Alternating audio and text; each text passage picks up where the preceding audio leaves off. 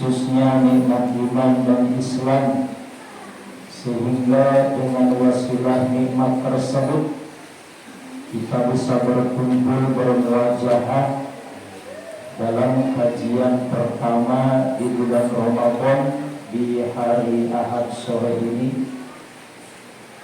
Mudah-mudahan berkumpulnya kita di sini mendapatkan rahmat, maghfirah dan barakah dari Allah Subhanahu wa taala. Amin. Salawat dan salam tak lupa kami aturkan kepada junjungan alam, yakni Habibana wa Nabiyyana Muhammad sallallahu alaihi wasallam.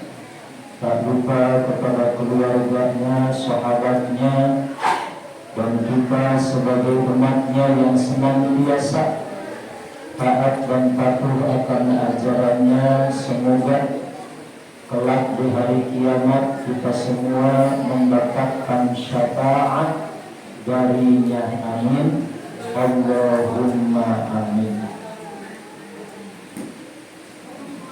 Para bapak dan ibu yang saya hormati dan Allah muliakan,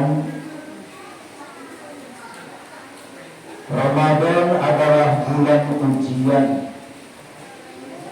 bagi orang-orang iman yang melaksanakan kewajiban, yakni puasa.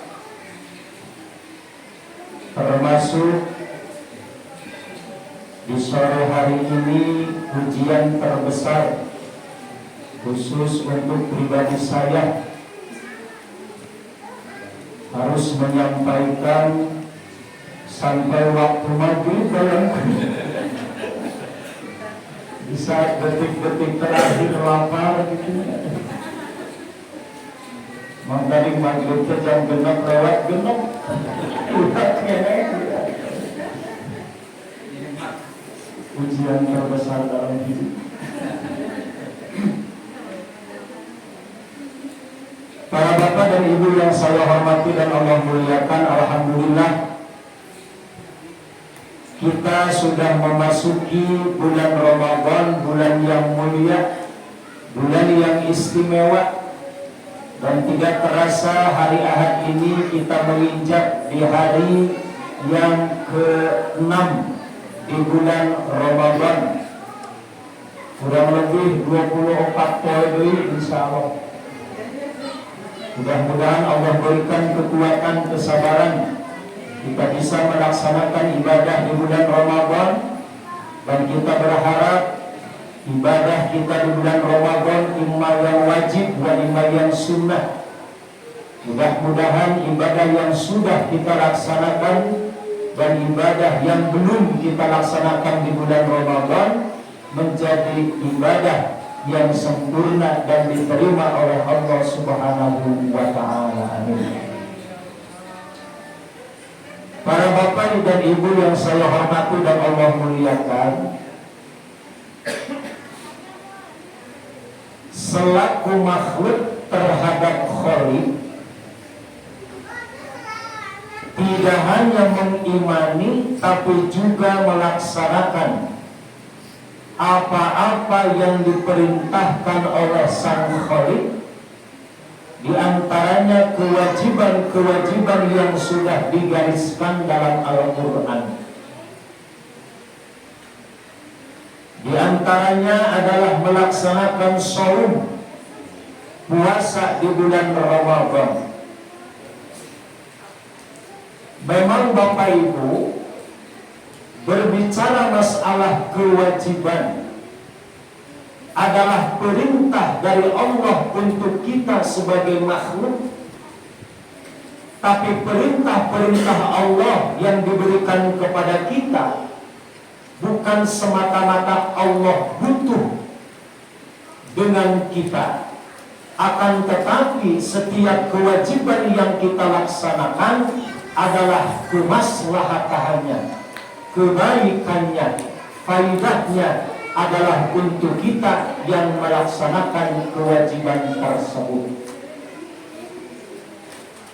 Makanya setiap ibadah Bapak Ibu itu pasti ada dampak manfaat kebaikan untuk kita.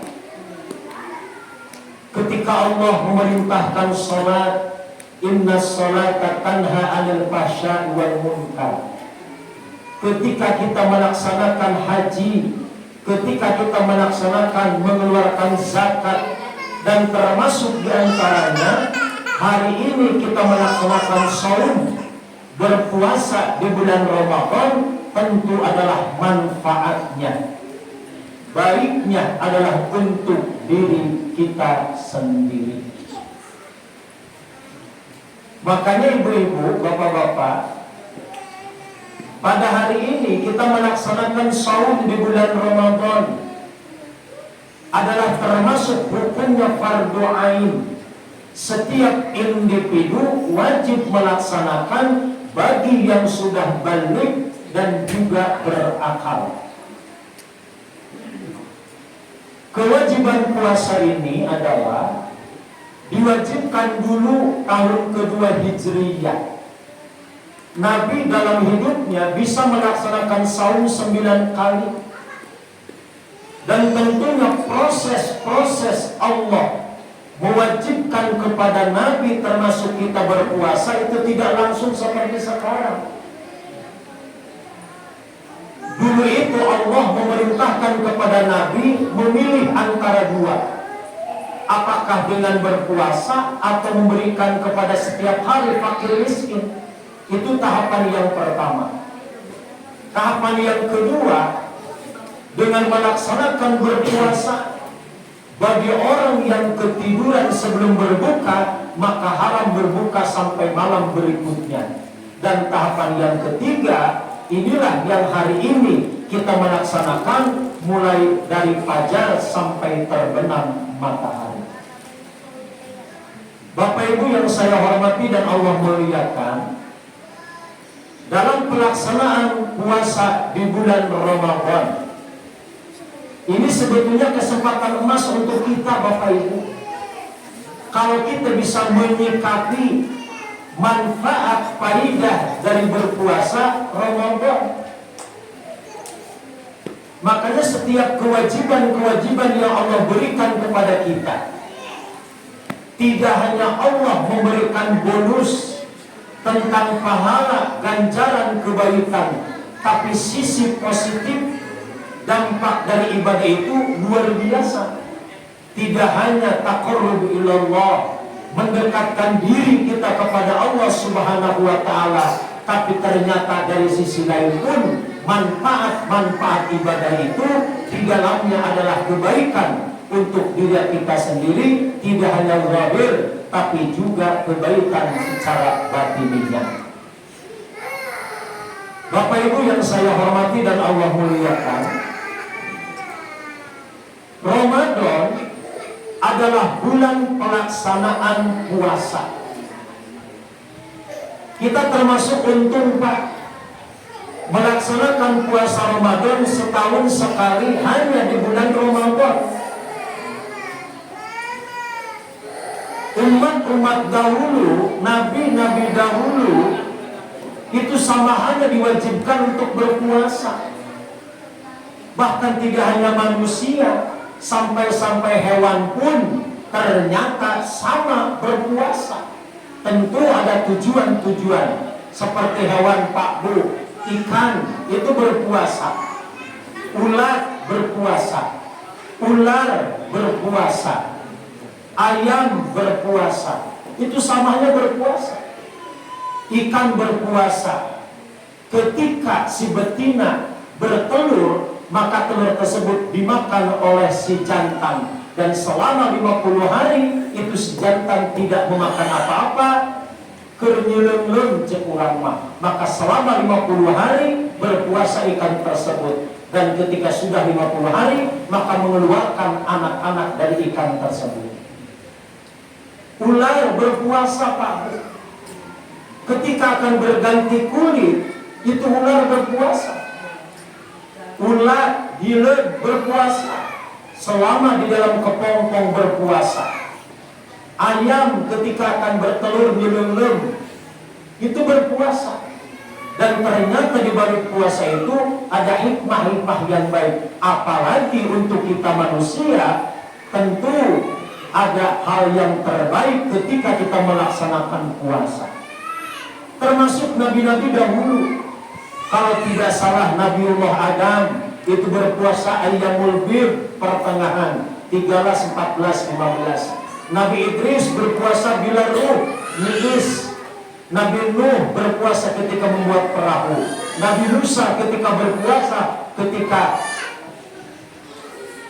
mendaki Gunung Sinai atau Tur Sinai. Dan kita Nabi Muhammad SAW, umat Nabi berpuasa di bulan Ramadan setahun sekali. Nabi Daud berpuasa selang-seling dalam hari berpuasanya. Nah, inilah salah satu kewajiban kita, Pak, dalam melaksanakan puasa. Nah, ketika kita melaksanakan puasa, harusnya kita berbahagia, Bapak Ibu, karena tidak ada bulan yang di dalamnya mustajabah, termasuk bulan barokah, bulan fadilah, bulan karomah, bulan hidayah, bulan maghfirah. Itu ternyata semuanya ada di dalam bulan Ramadan. Makanya kesempatan istimewa Bapak Ibu untuk kita, karena Ramadan adalah bulan kita. Kenapa disebut bulan kita? Nabi dalam sabdanya, wa Ramadana syahrul ummati, Ramadan adalah merupakan bulan umatku, bulan keuntungan bagi umat-umatku yang melaksanakan ibadah selama bulan Ramadan. Tidak hanya yang wajib, tapi juga ibadah sunnah termasuk diantaranya. Makanya Bapak Ibu, Nabi itu sampai 2 bulan Pak mempersiapkan ketika akan memasuki bulan Ramadan. Karena Ramadan bulan yang istimewa, yang termasuk di dalamnya ada Lailatul Qadar. Al-Quran diturunkan, bahkan kitab-kitab yang lain pun diturunkan di bulan Ramadan. Injil, Taurat, Zabur, Al-Quran, semua kitab diturunkan di bulan Ramadan yang mulia dan istimewa ini. Makanya Bapak Ibu, setiap detik, menit, jam ketika Ramadan pergunakan. Terkadang memang Bapak Ibu, ketika Ramadan itu target kita adalah akhir. Target kita kebanyakan lebarannya. Tapi justru bagi orang-orang yang beriman, di awal Ramadan, di pertengahan dan di akhir, termasuk adalah hari-hari yang sangat istimewa, mengisi dengan ritual-ritual ibadah. Termasuk tidak hanya kewajiban, tapi juga ibadah-ibadah yang lainnya. Bapak Ibu yang saya hormati dan Allah muliakan, sabar menit karena maghrib.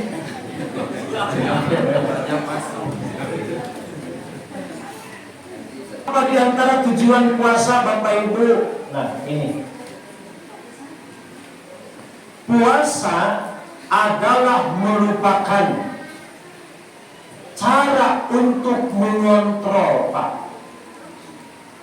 Apa di antaranya? Keinginan kita, nafsu kita. Kalau tidak salah, asbabul nuzulnya itu, asbabul wurudnya, dulu itu Allah menciptakan akal dan nafsu, Pak. Allah menciptakan akal. Ketika akal diciptakan, akal ditanya oleh Allah, hai akal, man ana wa man anta. Akal, siapa engkau dan siapa saya, kata Allah. Akal menjawab, ana abduka wa anta rabbi. Aku adalah hambamu dan engkau ya Allah adalah Tuhanku. Ketika akal disuruh apapun itu nurut, Pak. Termasuk mengakui bahwasanya Allah adalah Tuhannya. Setelah itu Allah menciptakan nafsu. Ketika nafsu diciptakan, Allah bertanya, hai nafsu, man ana wa man anta. Siapa engkau dan siapa saya? Ternyata nafsu berbeda dengan akal. Nafsu menjawab, ana, anta. Tidak mengakui bahwasanya nafsu itu diciptakan oleh Allah dan Allah termasuk Tuhannya. Pada akhirnya Allah memasukkan nafsu ke dalam neraka jahanam selama 100 tahun. Dalam kitab Durrah disebutkan seperti itu. Setelah 100 tahun, diangkatlah nafsu tersebut. Ditanya, hai nafsu man ana wa man anta. Ketika ditanya, ternyata nafsu tidak kapok, Pak. Dia tetap istiqomah dalam kesalahannya dan menjawab, ana, anta. Hanya bagaimana? Barulah ketika itu Allah memasukkan nafsu ke dalam neraka neraka lapar. Baru ketika di neraka lapar, nafsu kalah. Nafsu mengakui, pada akhirnya nafsu menjawab, ana abduka wa anta rabbi. Aku adalah hambamu dan engkau adalah Tuhanku. Dari sinilah Bapak Ibu, di antara tujuan puasa, Pak, untuk mengalahkan nafsu kita. Karena maaf, banyak orang terjerumus karena tidak bisa mengendalikan nafsunya. Maka dengan puasa, bukan kita yang dikendalikan oleh nafsu, tapi justru nafsu yang dikendalikan oleh kita. Nafsu itu fitrah, Pak. Allah memberikan kepada kita itu nafsu. Memang di antara makhluk yang diberikan nafsu itu ada, Pak, hewan. Hewan Allah berikan nafsu. Kita diberikan nafsu, tapi kita diberikan untuk penyeimbang, yaitu adalah akal. Berbeda dengan hewan, Allah hanya memberikan kepada hewan nafsu, Allah tidak memberikan yang namanya akal kepada hewan. Maka sebesar apapun hewan tersebut, karena sesuai diberikan nafsunya, cukup hanya dengan keinginannya, maka nafsu nurut, Pak. Sabadak-badak namunding, gajah, sapi nurut kabudak petik. Kenapa? Cukup diberi jalani, Pak, tapi tidak diberikan akal. Cobalah di sana, sapi munding diberi akal, pukul lutus disuruh kurang. Makanya di antaranya, Pak, keuntungan kita, Allah memberikan nafsu dan akal kepada kita manusia. Nah, dengan puasa agar kita bisa mengontrol, Pak, nafsu itu. Makanya orang akan nafsu nggak jadi karena apa? Sedang berpuasa. Karena biasanya kan begini, Pak, nafsu ada itu ketika kita tidak berpuasa. Karena apa? Ketika ada tenaga. Dan tenaga secara lahiriah dihasilkan dari mengkonsumsi makanan. Makanya lihat Bapak Ibu, kemarin sebelum Ramadan, coba lihat, Pak, yang demo, yang marah, pasea dan lain sebagainya banyak, Pak. Orang tidak bisa mengontrol ketika kemarin sebelum Ramadan. Tapi setelah Ramadan, alhamdulillah, Pak. Apa artinya? Adem, ayem, sabar, Pak. Kita nggak mendengar ya ada orang punten-punten, pasea, ngagorowok dan lain sebagainya, karena sedang berpuasa. Maka dikatakan Ramadan bulan sabar itu luar biasa. Bahkan ada ibu-ibu cina Ustaz, alhamdulillah cina Abdimah Ramadan teh sabar. Ainu ngecek sabar, ainu ngahina sabar. Tadi warar diri jauh sabar deh. Pokoknya masa Ramadan 45 sabar. Dan engke daguan sawah. Bapak Ibu, Ramadan itu madrasah, Pak. Ramadan itu adalah kita pendidikan. Makanya punten-punten, orang yang sukses ketika Ramadan, mohon maaf, belum dikatakan sukses. Karena ini hanya bulan training, Pak. Kita baru latihan. Justru nanti kompetisi dimulai ketika setelah Ramadan. Apakah kebiasaan ketika Ramadan kita dibiasakan di luar Ramadan? Maka kalau kita bisa istiqomah, kalau kita bisa melaksanakan, maka itulah termasuk kategori orang-orang yang sukses dalam Ramadan. Memang Bapak Ibu, Ramadan itu luar biasa, Pak. Tensi keimanan umat Islam naik, Pak. Murtad itu berapa? Beda dengan mu'alaf. Ada orang Islam, dari kecil dia Islam. Di umur 20 tahun dia murtad. Di umur 30 dia kembali Islam. Maka yang 10 tahun ketika masa murtad itu sholat, puasanya harus dikodok. Berbeda dengan mu'alaf. Mu'alaf enggak. Ketika lahir dia sudah hidup di keluarga Nasrani. Di umur 30, 50, 60 dia masuk Islam. Maka selama dia Nasrani tidak usah dikodok. Justru orang Nasrani masuk Islam itu kayaumi waladat ummu, seperti bayi yang baru dilahirkan. Makanya jadi seorang murtad itu berat. Kalau tidak salah mungkin ada yang bisa diruqyah. Sekarang lagi ada modus orang yang mengaku Islam kepada datang ke setiap masjid. Kan di antara mustahik itu kan ada mu'alaf yang diberikan zakat. Dan keuntungannya dia diberikan uang oleh DKM 3 juta. Masuk ke masjid, ngaku Nasrani jadi mu'alaf. Terus saja banyak modus-modus seperti itu. Yang kedua, batal puasa secara fikih itu adalah haid. Ini hanya untuk ada di istri, di perempuan. Karena kodrat perempuan itu setiap bulan mengeluarkan kotoran melalui darah. Makanya ada yang bertanya kepada saya, Ustaz, kenapa laki-laki haram memakai emas? Ternyata Bapak Ibu, emas itu ada dampak, bisa menimbulkan penyakit dari emas masuk ke dalam pori-pori. Tapi kalau ke perempuan itu si racun dari emas tersebut keluar melalui darah haid kalau tidak salah. Dan ataupun yang tidak haid pun dengan sendirinya di perempuan itu bisa. Makanya yang dibolehkan memakai emas itu adalah perempuan. Untuk di laki-laki diharamkan. Kata Rasul, kita akan memakai emas, minum dari piring gelas emas. Kata Rasul, kelak nanti di akhirat. Makanya saya sering menyampaikan ketika di acara-acara dalam pernikahan, kalaupun ada di antara kita yang tukar cincin, khitbah teh. Sebetulnya hari khitbah teh cek Sunda mah ngagadung perempuan. Si laki-laki nalian istri dengan memasukkan emas. Ada teman-teman ku rapiah ku karet gitu nama. Bentuk simbol. Dan cuma kena sawang karanya. Atau 500 rupiah yang dipepek gitu. Nah istri kita tuh suka ada tukar cincin. Jadi si perempuan dimasukin emas oleh ibunya ya si laki-laki. Terus yang laki-laki dimasukin emas oleh ibunya si perempuan. Padahal mah khitbah itu nalian. Cuma di kita itunya sok tuker cincin. Ya untuk simbol boleh lah. Tapi kalau sudah dipakai harus dicopot lagi. Jual dari. Itu baku ya. Dia terkadang dikata sok salah kata tuker cincin, itu tuker cincin. Jadi beri cincinnya teh 2 itunya. Yang kalau bentuk simbol boleh.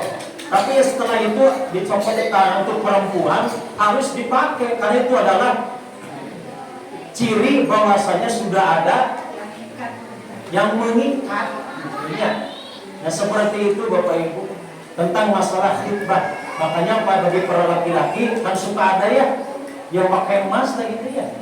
Betul itu haram bagi laki-laki, termasuk sutra dan lain sebagainya itu. Bapak Ibu yang saya hormati, makanya wanita yang haid batal puasanya.